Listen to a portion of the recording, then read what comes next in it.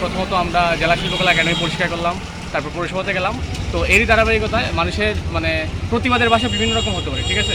তো কেউ চিত্রকর্ম এঁকে, কেউ গানের মাধ্যমে। তো আমাদের নতুন কার্যক্রমের মধ্যে মানে আমরা সারা দেশেই জানেন যে সবাই হচ্ছে মানে গ্রাফিতি আঁকতেছে। তো সেই ধারাবাহিকতা আমরা পাবলিক বিষয় ছাত্র সংসদ সুনামগঞ্জ আমরা আমাদের গ্রাফিতি কার্যক্রম গতকালকে থেকে শুরু করছি। আমরা HMP স্কুলের দেয়ালে করতেছি, আজকে হচ্ছে সরকারি এসসি বালিকা উচ্চতর সামনে। তো আশা করি এভাবে মানে আমাদের নতুন জেনারেশন যারা আছে মানে দেশকে এগিয়ে নেওয়ার জন্য সর্বাত্মক চেষ্টা করবে। আর আমরা এইভাবে একটা মানে অসাম্প্রদায়িক বাংলাদেশ দেখার স্বপ্ন নেই। আমরা পাবলিক বিশ্ববিদ্যালয়ের ছাত্রছাত্রী সবাই মিলে আজকে যে প্রোগ্রামটি করছি সেটি হচ্ছে ওয়াল প্রিন্টিং। তো ওয়াল প্রিন্টিংয়ের মোটিভটা হয়েছে এই যে আমরা স্বাধীন, আমরা স্বৈর শাসনকে পরাজিত করে আজকে আমরা স্বাধীন।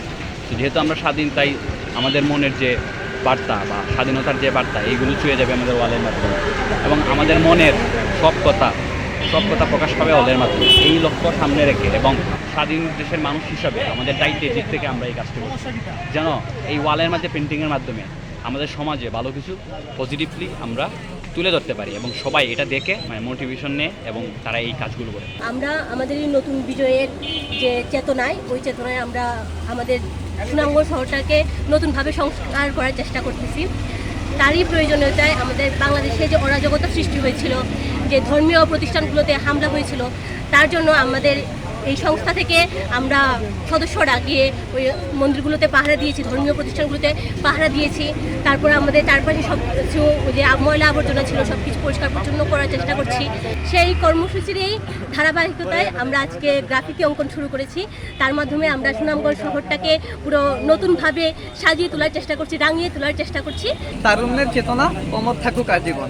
আমাদের এই বিজয় কোনো ব্যক্তির বিরুদ্ধে না, আমাদের এই বিজয় পুরো একটি সিস্টেমের বিরুদ্ধে। আমাদের এই বিজয় একটি গোড়া একটি দেশের সিস্টেম, যেটি একটি দেশকে পুরো 50 বছর অচল করে রেখেছে, ওই সিস্টেমের বিরুদ্ধে। যে আমরা এত বড় একটা আন্দোলনের মাধ্যমে, এত বড় একটা গণঅভ্যুত্থানের মাধ্যমে আমরা এই স্বাধীনতা অর্জন করেছি তৃতীয়বারের মতো।